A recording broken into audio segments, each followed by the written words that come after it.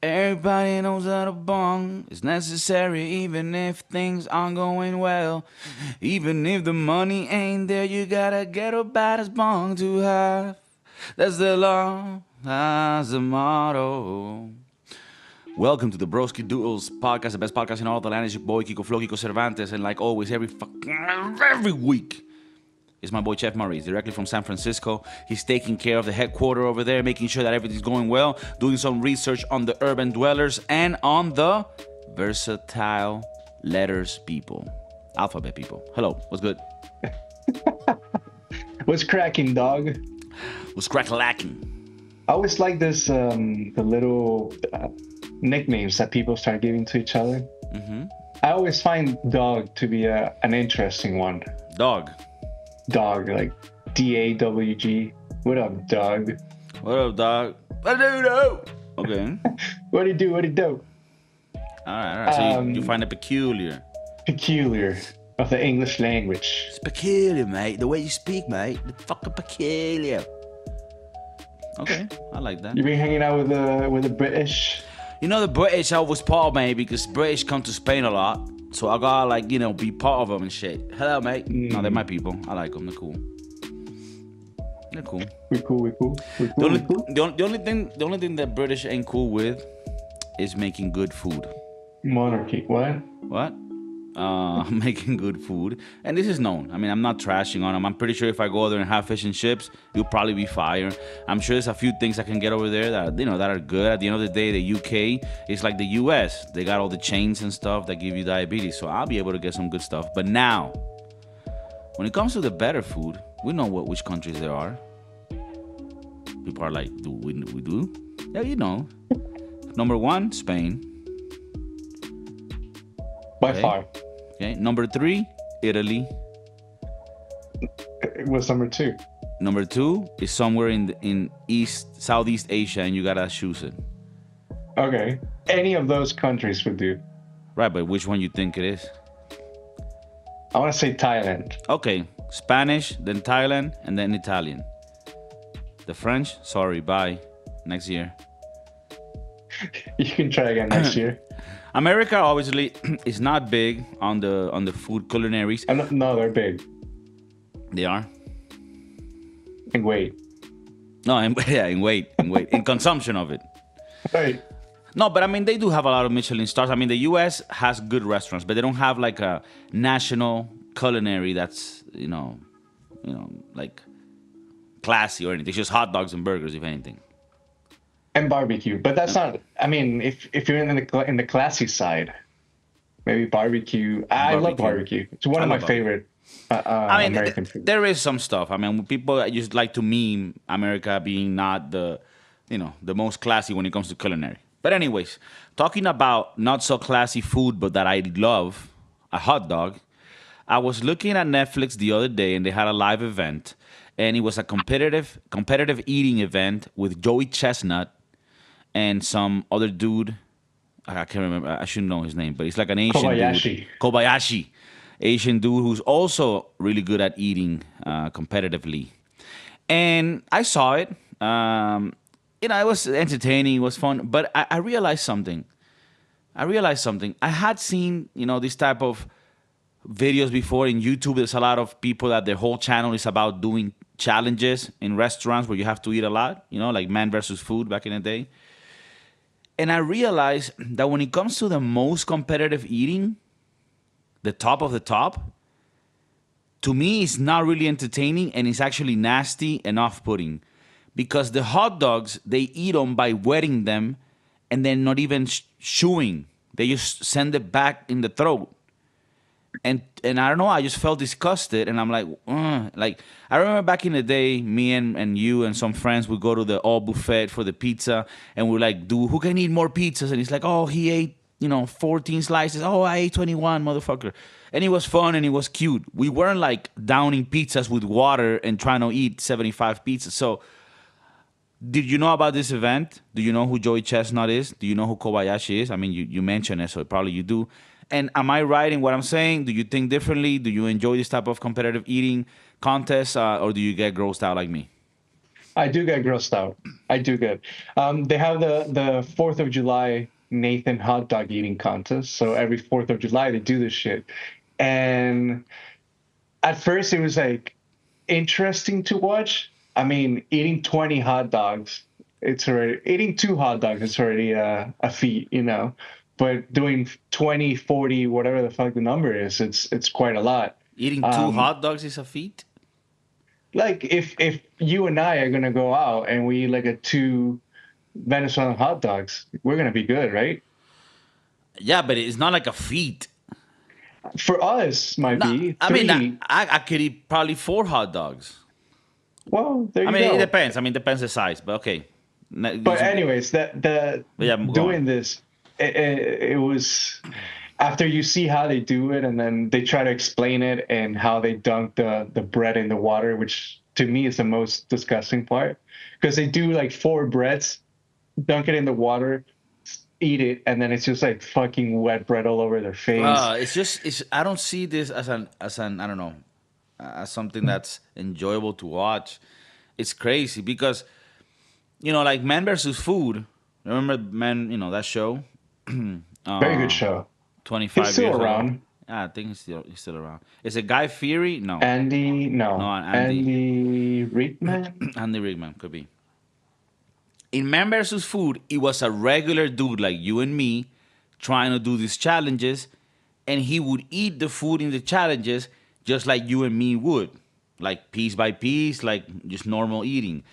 This guy wasn't dunking the food in water and trying to, force feed it in his throat. So I think it's different. Like with Man versus Food, it was enjoyable to see because you could still see the food and see it as a appetizing thing to see. Like, oh, that looks good, like the barbecue or the burger, even though it's a little nasty when he's trying to eat it. But in the competitive eating, none of it is like enticing or good to see. Like the hot dogs come in some sort of bags. They're not even heated, and they're all like stale ass hot dogs. Like I feel like almost they come from like a laboratory. Um, so yeah, and they're not swallowing the food, so they're just sending the food straight to the stomach. I don't know what happens. Yeah, you think they're How sending come? the sausage link directly without breaking all the way to the stomach? And then it just comes out the same way it went in. Yeah, exactly. It might be a thing. ESPN shows every 4th of July. They show the eating contest as a Yeah, and sport. this guy Joey Chestnut has won it like 17 times in the last 20 years or some shit. So the Kobayashi was the first guy who started eating like weirdly amounts of hot dogs. I would have to look it up, but it was like crazy amounts. And then it would get like to 20 or 30, and those would be like crazy amounts of hot dogs. And he would win all these competitions. But then like Joey Chestnut kind of dethroned this guy. So I guess this is where the show or the live eating contest came uh, from. Well, in Like they the wanted to do like the 2 best guys from in the it. little documentary type live event, they were saying like they showed Joey Chestnut talking about how he got into it and he really made a commitment to doing this because he saw Kobayashi. He's like, I want to beat that guy. And but would you say that Kobayashi was the first one that introduced this new technique of not even eating the hot dogs but just shoving them in your throat and pushing them down type shit? It could be. I mean, Could be. I don't know a lot about Kobayashi to I'm not a say this. Kobayashi historian, but it has been said that Kobayashi was the pioneer in water soaking bread and stuffing it in your esophagus. Damn, even the women have been doing it, and their numbers are crazy. I mean, this year's record was 58, and then the women's was 51 Damn. in 10 minutes. That's a lot, though. I mean, Joey Chestnut 74, women are a bit more 72. used to taking sausages.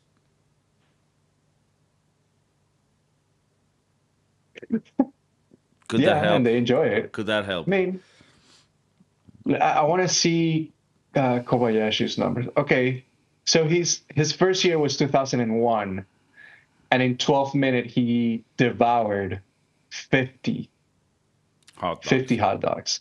And then 2002, 50 and a half, 44 and a half. So he had been on a roll, and then Joey Chestnut just came in 2007 and just destroyed the shit out of everyone. With how much? 53, Okay. 66 on his first year. Just Damn. crushing the competition. Yeah, they do a lot more of this eating contests. They do like wings, Yeah. pasta. They do like lemonade, and it's just like gallons and gallons of lemonade. It's an interesting thing, and it's something that you can see why Americans Yeah, like it. But like to it and to are me, into it's it. sickening. And also, you're playing with the biology in a way that could be dangerous. Putting that amount of Mm. food or liquids that can fuck up your pancreas. I'm here talking like a doctor and shit, but no, for reals. Did you ever watch? What were this guy's name? On YouTube, they were very famous in the 2010s, and then it was because they would like make this concoctions of food. It's like pizza, but with tacos from Taco Bell. Mm. I'm trying E- to Epic Epic Meal meal. Time. Okay. And then yeah, those guys were. I remember at the beginning they used to have like a lot of health issues, and after that they started to take care of their bodies. But at the beginning it was horrible. Because they were eating so much like food that was bad for you. Yeah, and Because the and show and depended on that. It was them making a bunch of outlandish, calorie dense foods. Harley Mortensen. Who's that? Yeah, that's a guy. That's a guy from Epic Mealtime, like the main guy. Okay. Um, but yeah, like 84 egg sandwiches, and then they would just, and then the difference is that they would do it in a group, like him and 5 or 10 other people, whatever it would be. But Like this is like an American I thing. like more when I watch food channels. I like channels where the guy, like I watched one that's a Mexican guy. It's called La Capital. I think you know it. And Yeah, he's like a average guy, but I got into cooking, and he talks like a simple guy, like average Joe. So he's pretty cool, and he'll make like badass foods, and then this guy eats a lot, so he would eat like a lot of what he made, right? Like, I made some tacos, and then I made some salsa here, and then I made some brisket, and then I made some chorizo with eggs, and he'll eat it all because he eats a lot. So I'm cool with him eating a lot, but he's eating in a good way, not in a disgusting, I need to eat 58 briskets way. So I'm into food making videos and where they eat it too and they tell you how good it is. I think all that, food porn, I love it. The competitive eating, not for me. Linked to it, adjacent to the competitive eating, you have what's called mukbang. Mukbang. And I no, don't know what that is. that's not a lady boy shop in Bangkok. What it is a type of video in YouTube where people that are usually overweight get a lot of food from a fast food establishment, right? Like 20 bags of nuggets, 20 fries, 20 cheeseburgers, a bunch of food, and then they just eat it all in video, to the point where like they're having issues trying to eat it and complete it, and it's called a mukbang, and it's supposed to be disgusting, and I don't know what the hell people do when they watch it. Maybe it makes their thing hard, but to me, it sounds very weird. I'm not used to this new camera setting, so It's I was okay. like doing hand motions that nobody could see. Oh, okay. I thought you were. Oh, nice. Did you see the video of some guy that was sounding the bell in a football game, but the way the camera was looking at him seemed like he was doing some movements, some jerking off movements.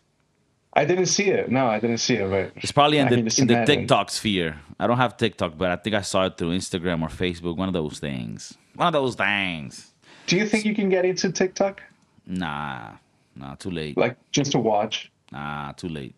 No, Too because late. I already have issues trying not to do things on my phone, even though I don't think I'm in the top chart of the addicted. But I want to try to reduce even more my phone use outside of the things that are necessary for the podcast to succeed. Okay? Next topic, the new Linkin Park. Do you approve or not? Quick answer, yes or no?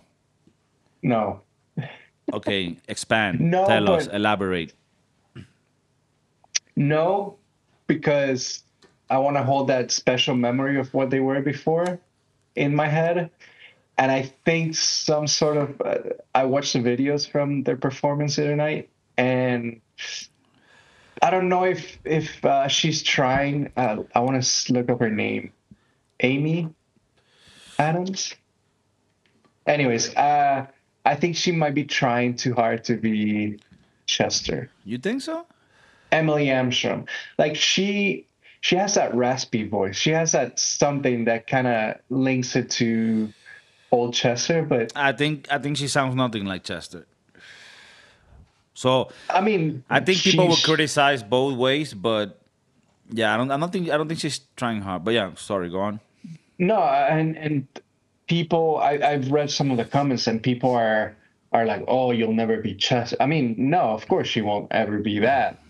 And I think this is a new phase in their career, and I think it'll be great for the people who want to listen to them. But I don't know. I'm a little sentimental there. I kind of miss Chester, which is normal.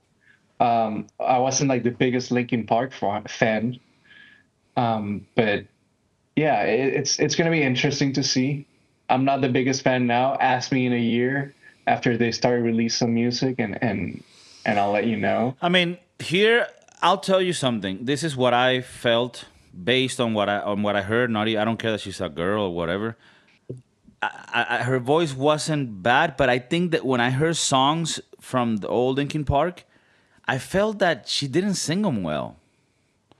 Hmm. That was my thought. Like I was like, it's not even that she's trying. Like if she was trying hard to be Chester, but she sounds good and it hits, then yeah. But to me, it didn't hit. So that was my only thing. That it didn't hit, which is weird. Then I heard she was like maybe linked to Scientology, and Your favorite. apparently she originally defended Danny Matterson, the guy from the '70s show, when he was accused of all those horrible things. Then she came back and said, "Look, I think people pressed on her recently because of the whole Linkin Park, and she like put out like a thing on Instagram saying, "Hey, at the time I did, I thought I was helping him, but I didn't know all these horrible things he did, and now I know, and I don't like him, but." I think she's linked to Scientology. Anyways, those are just little details that I shouldn't be saying because that's her personal life, but not really because it's out in the public. But I don't care about any of that. My criticism purely comes from the technical and the musical part of it. I don't think that, and again, it could be that concert, it could be the technical ways that concert was set up in. The voice wasn't sounding correctly because of the effects and things that they're applying. I don't know. Maybe I'll be proven wrong with another performance, but that performance, I didn't like her. I mean, everything else was fine, but I didn't like her voice on those songs. Maybe she's good on other songs that she's made or that she's, but on the original Linkin Park songs, her voice didn't sound good to the point where I think she was even out of tune at times. Hmm. Yeah, it's going to be interesting to see the new music that they start putting up. Um, it came up to me that maybe people are, I don't know, really going into like, with Miss Chester, and they want her to be that, just like how Sublime came back with the Sun, and he sings. But in on the other hand, I feel like he does sound a lot like his dad, and so the songs sound a lot like the old songs, um, which makes it. I don't know if it's better. It just gives it doesn't have that new identity of the guy. I don't know what you think about that, because in some aspects it's the same, as This is the thing, right? This happened with like a new guy from the Marleys. That he's one of the, I think, the grandson of Bob Marley. He came out with a really good song, and he sounds very much like Bob Marley singing. So, but look, this is funny because you put an example that's the opposite. And I think at the end, people are gonna complain. In the example that you gave, he sounds exactly like his dad. So there's gonna be fans of Sublime that are like, "Yo, that shit's fire. It's very authentic. It's the son. I love that." Other people are gonna be like, "Yo, why is he trying to sound like his dad? He should have his own sound." You're gonna have both camps. And then in the case of Linkin Park, there's gonna be people that are like, "Bro, she doesn't sound like Chester." I mean, I don't think she sounds like Chester, right? And I don't think she sounds good. But then there are other people that might say, "Oh, she's trying too hard to sound like Chester." You know, so you're gonna get the criticism anyways. Nobody's ever going to be happy with Yeah. anything. But at the end of the day, regardless of what they think of this girl, all the people that love Linkin Park, which is a lot, are still gonna go pay and go to the concerts. Do you think, Because what's the alternative? Seeing these weird ass cover bands. right? There's one called Lincoln Park. Linkin Park. Okay. Lincoln Park. Um, it's the same with like when Queen still performs, and it's like Queen with, I think it's like Adam Lambert. Now, but for a while, wasn't it? No, maybe I'm no. In Journey had a Filipino guy that won some song contest. But yeah, you're right. Adam Lambert was the one that went with Queen. And same with Sublime. It used to be like Sublime with and like a bunch of different singers, and now it's. I think they're back to Sublime just because he's the son Jacob. I think it's his name, Jacob Noel. So I think they're back to just Sublime. I don't know, but it's. I'm pretty sure Linkin Park is not gonna be like Linkin Park with Emily Armstrong. So.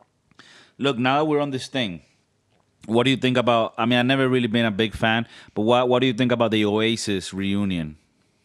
I wasn't a big fan before, and I think there are people who are big on them, and it's gonna be an interesting one because I'm waiting for that first fight to happen, and then all the concerts get canceled, and then all the people are gonna be like, Yeah.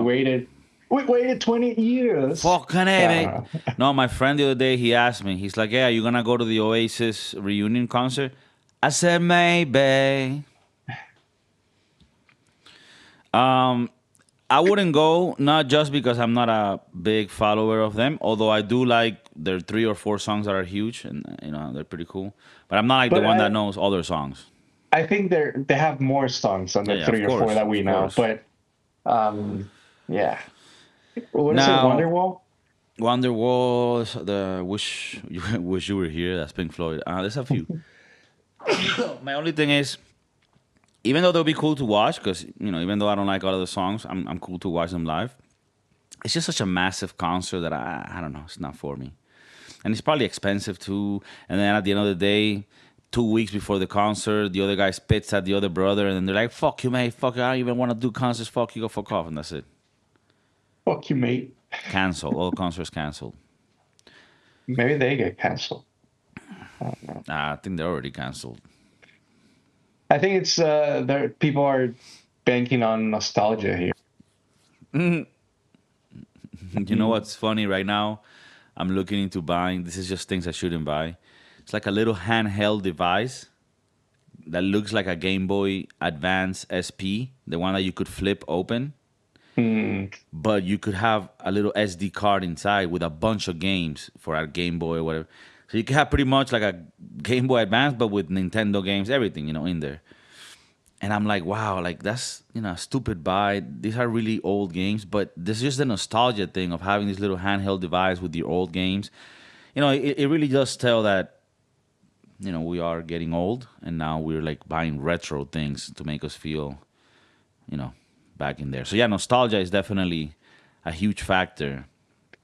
And I think it's just linking it back to Linkin Linkin Park. Park, yo, what the fuck, bro? You're like a little genius. I think they're also banking on nostalgia. I mean, like you said,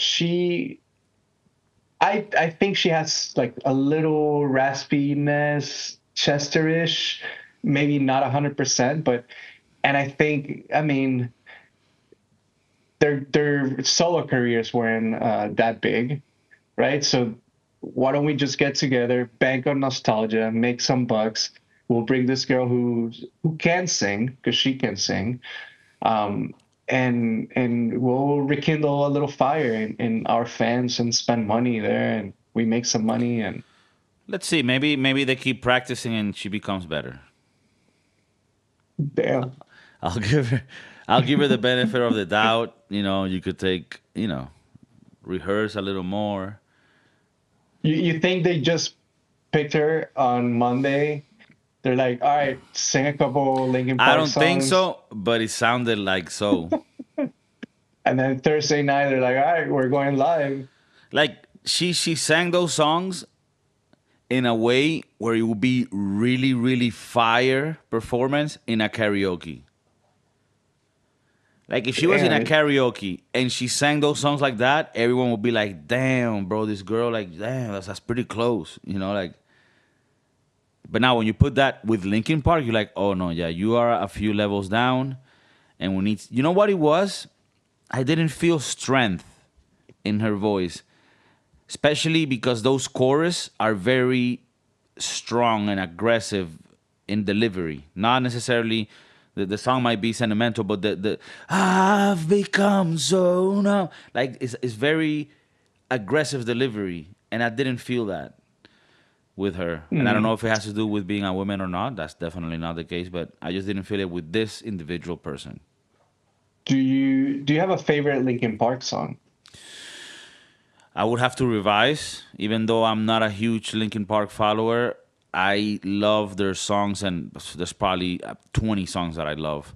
But one that just comes to my mind right now, well, when it began, I had nothing to say, and I get lost in the inside of me. Nothing to just find and alone, and the thought is, I wanna feel, I wanna hear. That's one, but there's many. I mean, I could go I guess Numb and In the End somewhere are I belong. Is that numb?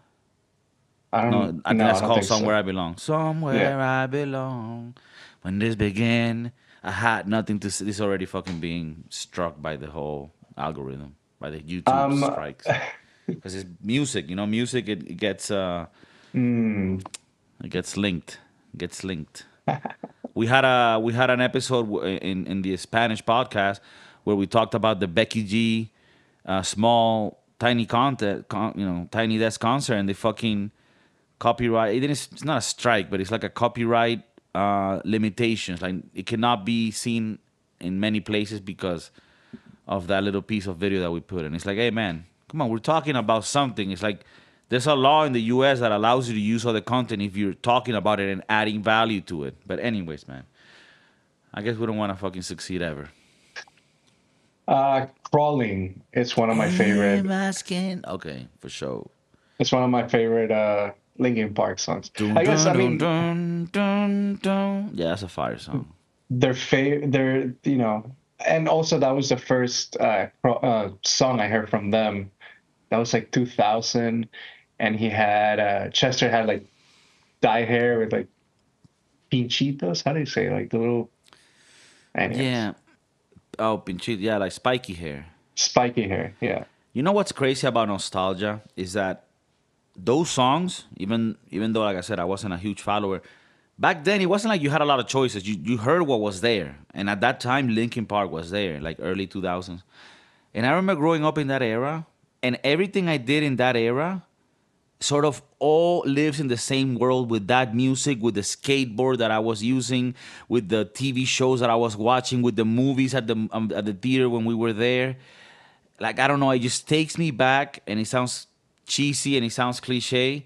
But whenever you see a bunch of old people going to a Jimmy Buffett concert, you're like, why the fuck are you going? It's because that shit reminds them of nostalgic Mm, shit like it does Linkin Park for us or Blink 182. So it's crazy how music can do that. It connects you to memories you had in the past, and it sort of relives them, and it makes you feel like it's weird, man, but it's beautiful too. And that's why I wanna get a retro gaming little device, and I shouldn't spend money, but now that I'm talking about it, I'll buy it. I'll buy it. No, I should buy it. Damn. I'll buy it. There's also one that I saw that you can plug into your TV and it's not handheld. Hmm. It's just more like a bigger, bigger setting, Yeah, yeah. TV setting. Yeah, I have one of those now.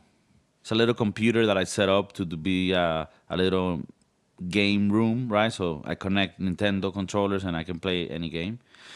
But this is more like one of those buys that you don't need, but you're like, oh, but I could have all that in a little handheld device like a Game Boy. And you start thinking about expenses that you shouldn't do, but you try to justify it and you go back and forth. It's part of life. It's well, whenever you're in the metro or in the bus, that could save some lives. At least yours. Why would it save me life? Oh, it's just you're just there Oh, playing your like game. it'll entertain me while Because while I'm in the it'll metro. entertain you while Yeah, you're. yeah, yeah. Yeah, the other thing to keep in mind here is that back when I was a kid, I never had a Game Boy. Ooh, you were one of those. Yeah. I don't know if those things were sold in the US or in Europe, but in Venezuela, there were these things that were sold by the, people in the streets that my dad told me was a Game Boy, right? Yeah, But it wasn't a yeah. Game Boy. It was a Chinese knockoff that had like 20 games and they all sucked dick. And we all had it, and it was fun to play because It did Daddy have gave it Tetris to at us. least, Okay. a fake Tetris, but illegal Tetris. But anyways, so I never really had a lot of consoles, and I'll make it straight. It wasn't even like we were poor, too poor for it. It's just I don't know. My dad just wasn't the type to. I mean, maybe this is for the best, to just lavish me with gifts and shit. So I did get a console every once in a while. I got the original Super Nintendo, the one with the purple keys, and then I had a PlayStation 1. And that's it. I never had anything else except a little Hmm. fake Game Boy.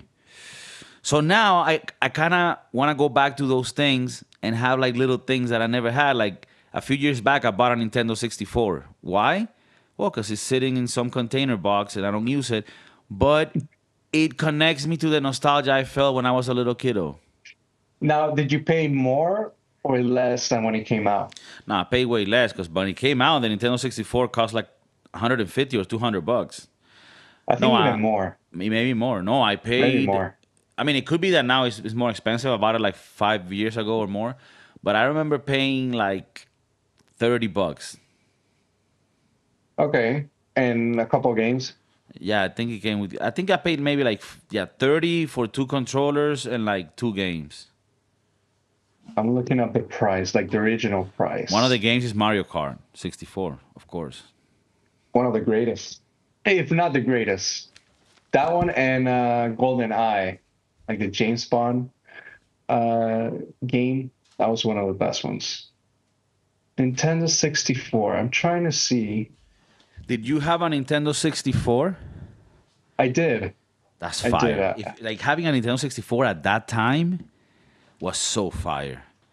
I would play when I went to my cousin's house, but man, I gotta tell you, I definitely wish I would have had one. But I don't know why my dad didn't buy one then. I don't know, man. It was Sometimes. originally intended to be priced at $250, Mm-hmm. but it ultimately launched at $200 or $199.99. All right, so I was right. $200, which at that time was like $600. You gotta think about inflation. Yeah. And just looking here on Google, there's one selling for $22,000.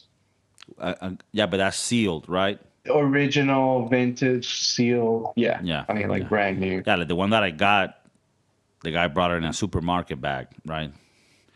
Yeah, if you want to get a sealed Nintendo 64 on the original box, there's some of them like the super what's it called? Donkey Kong. Hmm. There was a Donkey Kong edition, a yellow one. Yeah. If you I that was, edition, you it's probably like that, like 20,000, 30,000 sealed, new. That's crazy, bro. You well, seeing some, this in eBay? this one's on eBay. Could you share There, for the people to see at home so that they yeah. might be interested? They're like, hey, bro, I just got some earnings back. It's 25,000. I really think I should invest it in a sealed Nintendo 64 Zelda God edition. damn it. Hold on, because it doesn't want to open. For Okay, people I out got there, I'll it. take this time to let you know, we don't bother with like a lot of this marketing thing so that you can subscribe, but it does really help if you subscribe, leave comments, leave likes, and also share it with friends that you think are also like you. Is there a friend in your world that has the same deficiency as you have? Well, you know, bring him here. And also, if you can review our podcast, just give a star in Spotify or iTunes. That helps us so much because it tells the CEOs of Spotify that we're cool to be shared with others. And it allows us to grow. And if we don't grow, Chef Maurice is going to have issues. He's like running down on money. He's probably going to be unemployed soon. So he's in a very bad state right now. And not only his life, but the life of his offspring depends on you guys helping share this to other people. All right. Damn. All right. So this is the Nintendo 64. This is the original Nintendo 64 vintage video. Okay. It's new, I guess. And bundle version. There was a bundle version. I Oh, the thing think is, it came with yeah. other stuff like games and This was shit. like a huge pack that came with all of these games, which by the way, Fire, Star Fox, 007, Wave Mario Race. Kart, Wave Race. All right, the racing game, Diddy Kong Racing, NFL. What, bro? Super Mario 64, Tetris Sphere, Turok. Bro, this is on some fuego shit. Cruiser. Okay, Cruising USA. this is That's wow. an arcade Oh one. my god, this is so insane, bro. And this is good. Wow, man. You got a spare 22K? God Well, you already damn. have it. You don't need the 22K. Now you need to get the games. Just the games. All right, cool. uh, I told you, right? I threw mine away in the garbage. Yeah, you told me. Very sad. Yeah. I didn't want to mention it so that people at home didn't cry. Is there anything that you sort of like to buy or collect that brings you nostalgia? Or that you have thought in the recent time, damn, I should get this because it brings me nostalgia, or you don't have that issue? Mm, not lately. Not lately. Before it was like a lot of CDs and DVDs, books, but not because it brought nostalgia, but just more because I wanted to collect them. The hats, Right. the Okay. hats. Well, it brings like a nostalgia part of like, but that's like a daddy issue for me.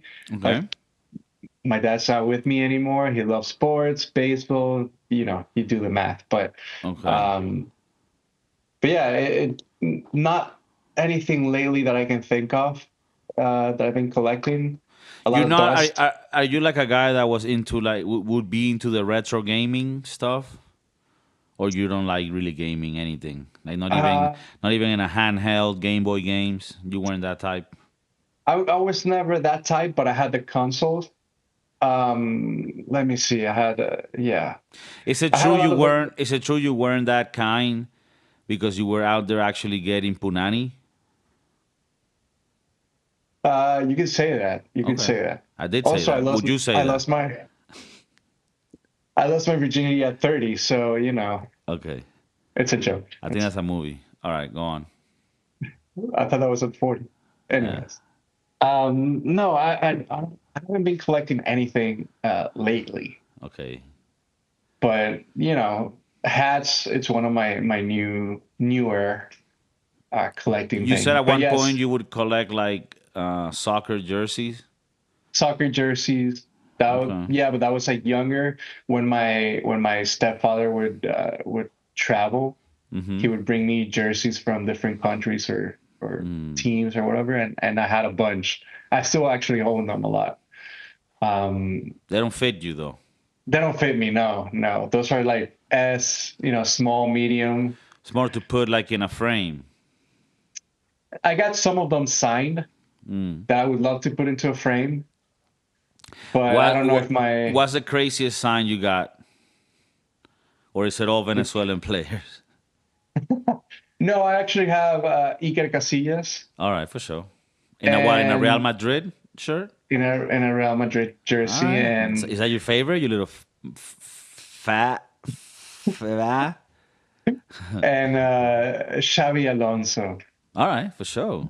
the two World Cup winning players. Okay. for Spain, not for Right. other teams, but for Spain, No, no, yeah, for mainly. Spain, one of the few players that were from Real Madrid. All right, cool. So, um, all right, no, that's the thing. Like, I'm trying to find something to do that I can waste money and time on. So yeah, the little retro gaming is one of those things. Linkin Park also brings that nostalgia. So I think that's why now we have people that are 30 and 40 that are going to these concerts and they're like, hey, even though this is the girl that's singing, she's from Scientology, maybe she does weird things, whatever. Raspy voice, we'll take it. It's all we got. Everything else is there. We got the other guy that's the main one. All right, I'm cool. Let's do it. Mike Shinoda. Mike Shinoda. He also was in like a rap group called Fort Minor, I think it was called. Maybe. It's That was 10% him. luck, 20% skills, 60% power of will. Una vaina así. All right. I have a thing I wanted to run by you. Do you when I say AI, what do you think? Artificial intelligence. No. Okay. And when I say artificial intelligence, what do you think? Knowledge or new knowledge, new New ways, knowledge. new ways of finding out stuff. I don't know. Okay. No, no, no. Leave it there because that was a good start. New ways of finding things or finding solutions, right? So apparently, I mean, this is what I read. Apparently, a lot of people think that indeed AI, and this is not to, you know, not value AI. I'm pretty sure it has a lot of things that are gonna be useful. But AI, people think, sort of creates new things, and technically, it doesn't. So what I'm going to read is a thing I found from somebody that was talking about AI and the limitations that it has. So it said, AI can autocomplete well-worn ideas. Try getting it to come up with original solutions, say an original idea about what happiness means, or just a level or just a novel problem that is not well documented in its training set and it fails badly. So again, if you try getting it to come up with original solutions, like an original idea about about what happiness means, or just a novel problem that is not well documented in its training set, and it fails badly at it. Whether it can get past this or not is still a very open question, but at the moment, it's just an interactive Wikipedia which regurgitates the human knowledge and concepts it was trained on. Hmm. So, TDLR, I think that's the word. Yeah, pretty much like AI, you can tell it, look, with this information, do this in this way, with this tone, like you're this writer, and do it this way. Okay. But can it create new things that humans can? Can it really replace creativity? Right now, there's sort of a debate between the people that believe that it's just a matter of time before the algorithm and the AI gets good enough to recreate, creativity, which they say it's already happening, right? Because they say creativity is just algorithms. I'm more on the field of the other side that says, look, AI is going to be revolutionary, it's going to change the world, it's going to help us with a lot of things, even in the creative process. But that original spark of light, I think, needs to come from a human because, the example that was said here was, let's say an original idea, like what happiness means. Happiness is something that's very subjective and is relevant to people and human connections and human emotions and human experiences. So how an AI is gonna tell us this? Because like when you hear about somebody tell you what happiness means, you know this person doesn't have the complete answer to it. You want to know their opinion of it. You want to know how they interpret this, and that's why you listen to songwriters and you read authors because you want to know their opinion on what happiness is. What's the meaning of life? Those are things that can only be said by a human that assumes and has feelings and thinks this. But an AI can give you an accurate answer of, what's the sum of this and what happens if I. But it cannot. I don't think it could create something original. And just to safeguard me, so I don't have to swallow my words, it cannot create creativity like humans do today. We don't know if it's gonna improve in a way where it can, but as of today, AI is really good, but it cannot create. It doesn't have creativity as humans do. Do you have an opinion on this? I wanted to ask you though, are most of the answers that we get from AI, it's just like a compilation of everything that it could find on the internet, and it just gives you the best answer for it?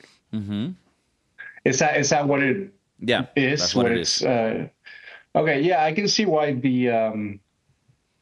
doesn't have the human feel to it. I think once it starts getting more worked on, it's going to have something. It's going to have some feel to it, but it will never, like I said, it will never be that human feel that or that human interaction that you usually get. Have you ever watched Her, the movie Her, That's the with Joaquin Phoenix one, right? and Scarlett Johansson, that she does the voice for the I this think I AI. saw it, but I saw it so long ago that I don't even remember. I need to watch it again. But yeah, tell me about it. Well, one of the things that I find funny is that somebody on AI, I think it was like ChatGPT or something, was trying to use her voice to mimic what she did in the movie, and she's like, hell no, and then she kind of started suing, or at least threatening of suing the company. But anyways, I feel like by giving her a voice, a human voice, let's say something like someone like Scarlett Johansson, it might give you that human feeling that you're reaching for. Um, I don't know that on the website, when you type anything, it gives you like very good answers of you're like, how can I quit my job? And it gives you like 10 different top 10 No, I think it's a things to good do. assistant. Like it's an amazing assistant, right? Like you can even tell it, look, you feed it your ideas, and you tell it, look, grab these ideas and organize them in a way that makes sense in this format, in this tone. And it's great for doing things like that. But I almost feel like the gray matter. Let's say you have a product that you need to make. The main product you need is probably, I don't know, some plastic pellet that comes, and then you turn that into plastic mold and it becomes a product you sell, right? That sort of initial thing has to come from a human to create greatness. That's what I believe. Up to now, from what I've seen, what AI can do, it can help create amazing things, visuals, all of that. But I don't think, for example, it could write a book that is good, unless it's just copying another book. But like an original idea in a book, I don't think it can do it Do you think by now. training it? Well, now that exactly. So, but if and when we start training these bots, I mean, let's say in 10 years, they're gonna maybe write movies for you. They already do music, they kind of write songs, and you can record them. I don't know if they're the best, but I think it will eventually get there. Like you said, eventually, like AI powered book. I don't know, By like the way, man, economy 101. many people use ChatGPT and AI tools to write books. They feed it like Which certain ideas, and then they tell it organize it this way, that way. I'm not saying books written with AI couldn't be successful, but it wouldn't be a book about a revolutionary idea. It would be a book where it took information from other places and compiled it into a book. Am I making sense there? Like what I mean is like an actual original idea about something that ChatGPT couldn't do. That a human has to do it. ChatGPT can recollect a bunch of information around the world, organize it very well, and put it into a package such as a book, and it will be a decent book. I mean, it won't have its own essence type shit, but and the information won't be original. But that's what I think it can do. So I think that difference right now is what's separating this thing from being what people were saying it was gonna be. I'm not saying it still cannot do it. It could be, but as of now, it's not that powerful. Do you But I think see? in a year, because this came out what, like a year ago, ChatGPT or something like that. Um, I think it has made strides to get better. I don't think it has gotten there yet, but there's new things that are coming out. For example, like the new iPhones are going to be integrated with AI or ChatGPT in this case. So it'll be a new sense of, I don't know, like teaching this bot. And I think in 10 years, it's going to be definitely way better than what it is Yeah, now. that's the yeah, yeah. It is definitely But it interesting to wasn't going to see. be like a month thing. It's No, going to be no. like revolutionary. But unlike, for example, cryptocurrencies and Bitcoin, this is something that even though I don't think it's as powerful as people are saying it is, I do recognize it's super powerful. It's gonna change our world, and you can already see that in the beginning of it. There's already applications that are being used. You know, I use ChatGPT to help me with things on the podcast. People use it to do things with work. Like it already has things. You know, people use it to create images. Like it already has value, and he just started and it's with things that are a bit vague. Imagine when it can actually be applied to a lot more things in world. So I think this is just the beginning, like you said. And let's see. I mean, it is a possibility that this becomes so good that it literally replaces human creativity. I don't see that happening with my limited knowledge as of now. And I also kind of don't want that to happen because it kind of takes away the magic of being human. So I am biased in that sense. But let's see. Let's see. I think as well that it could do so many good things, but I also think it could fuck everything up. It could Um, destroy the world. I don't know where I read. I don't know if it was a meme or it was a true thing, but this guy might be graduating as a doctor, and then all his papers are have been GPT or ChatGPT powered. So it makes you think, like, all right, if this guy graduates, right, is he really graduating or is ChatGPT graduating? Right. Right. You could Who's doing say the that in real the work here? future, everyone who graduates in some way is also graduating with ChatGPT. I'm not gonna lie. If this show was around when we Yeah, were in yeah. school, Yeah, we would have used it, of course. it would have been game over. Yeah, it would have been game over. But I do think it's sad that it does hinder on creativity because people now less and less write and create ideas from scratch themselves. And I think that's actually very romantic and beautiful. But maybe we are old fucks now already. Maybe we're already too late in the game. Maybe it's gonna continue to advance. But I am trying to stay afloat and stay up to date with the AI, learning, doing a few courses to make sure that I'm up there, I have to admit one thing though. Admit it. Admit it. I I was looking for a recipe with changed ingredients, and I used ChatGPT, and I just said like I want this recipe that contains honey, and he gave me a recipe, and I made it, and it was like the shittiest It recipe was ever. bad. It was very bad. I think it was some sort of bread that I was making. I just wanted to switch sugar for honey, and it didn't come out right.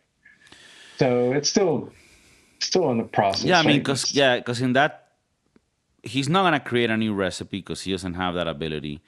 He can check all of the recipes in the world and then contrast them with each other and through some sort of categorization choose which one is the best one. But he couldn't do that in your case. It seems like he just found whatever recipe had honey on the internet and gave it to you, and it turned out it was just a shitty recipe, which I'm pretty sure there's a lot of them out there. Right, right. So that's a fail for ChatGPT. But I mean, I know people who use it on the daily for their job, and it helps them a lot Yeah, I use finding it very answers. basically. It's very Yeah, basic, and I think that you can use it to higher levels.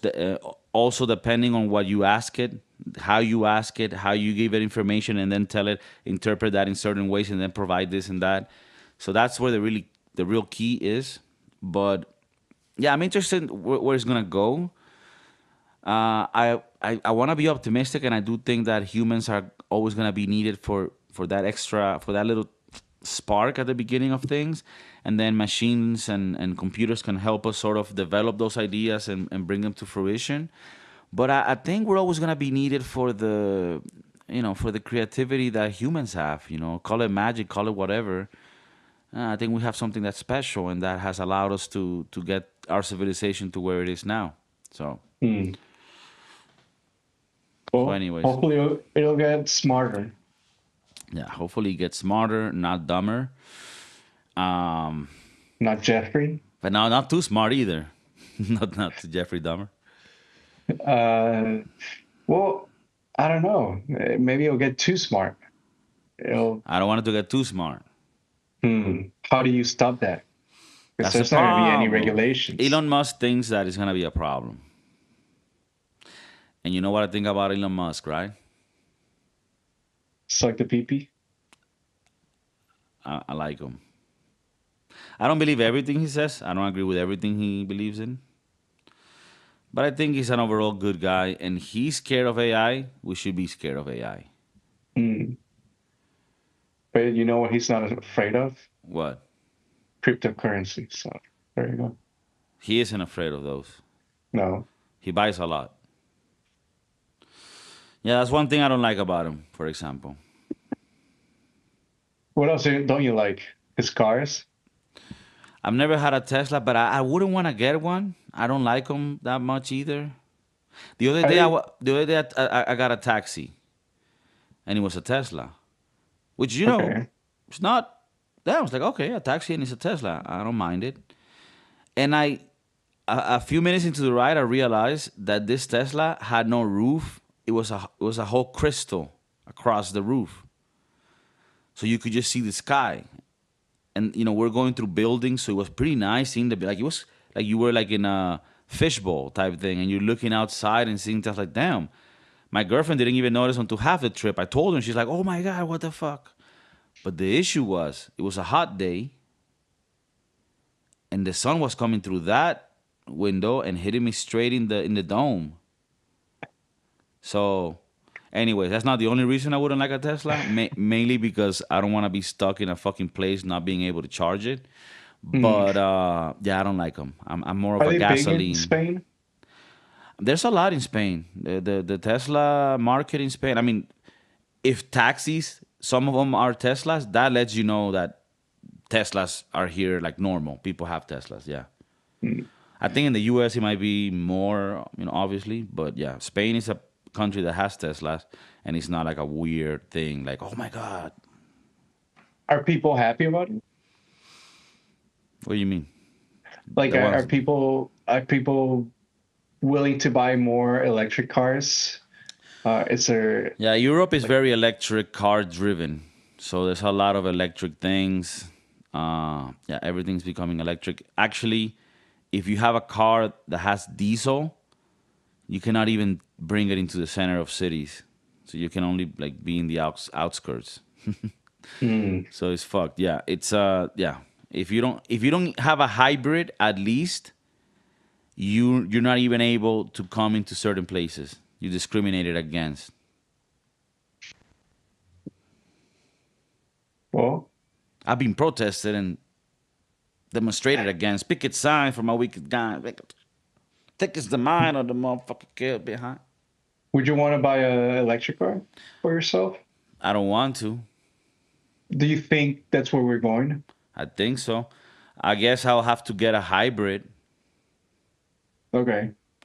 I don't know. I'll I'm ask good with a around. hybrid. I'll check to see if I can still get a gasoline and still be cool. Because I think I'm gonna get a vehicle in the next, year or so. Well, and I think in the US or in California, I'm not sure where, but you get tax break if you have a electric car. Yeah. You also get a little car that says you're a little fa. Eh, Yeah. But yeah, no, Teslas are cool. I like Elon. I like what he does. But What do you Teslas do? are What do you not for do? me. Teslas are not for me. My ideal vehicle is a gas burning. When I say gas, I mean just like a petroleum engine Hmm. on a Lexus family van, little SUV for the fam. Maybe a Hummer. Nah, that's too much. But a little, you know the Lexus SUV hatchback. That's Yeah. cute. That's family friendly. Oh shit. The Hummers are now electric. What the bro. I think we've reached the point where now we're not even men anymore. If a God damn it, the day a Hummer is electric, that's the day I shoot myself. God damn it, that's the day this terror. ups. You want to know the price? Yes. The most basic one. Basic.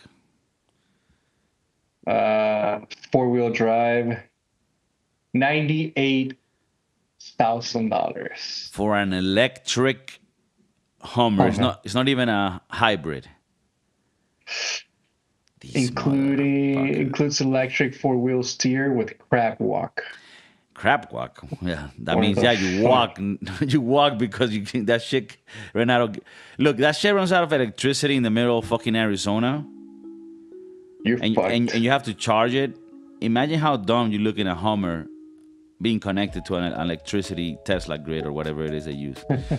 And you know what I heard? It's not like all of the electric places can charge any car.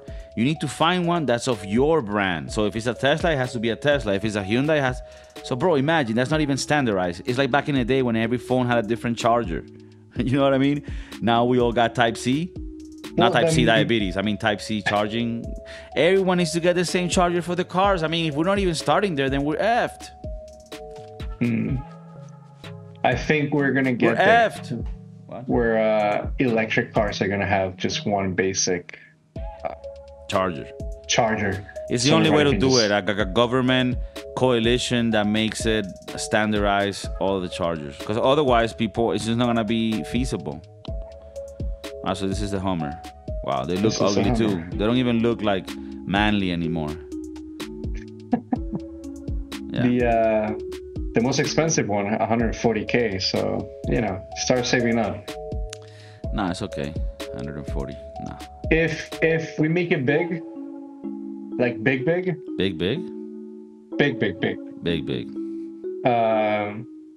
get maybe one. I'm getting one of those. Yeah. What? But we have to make it big. Big. Okay. Let's see. Well, help us out. I really appreciate it if you can review the podcast on iTunes, Spotify. It really helps us. It tells the CEOs that we're doing well and that we should be, promoted and shown to other people. You can leave comments if you got topics that we haven't hit on. You're like, hey, I really want you to talk about this. You can criticize us. You can subscribe. It really helps us in leaving likes. It also tells the CEO of YouTube, like, hey, these guys aren't that bad. Share it around. We take criticism very well. Yeah, very, very well. And we take it as constructive, even the mean ones.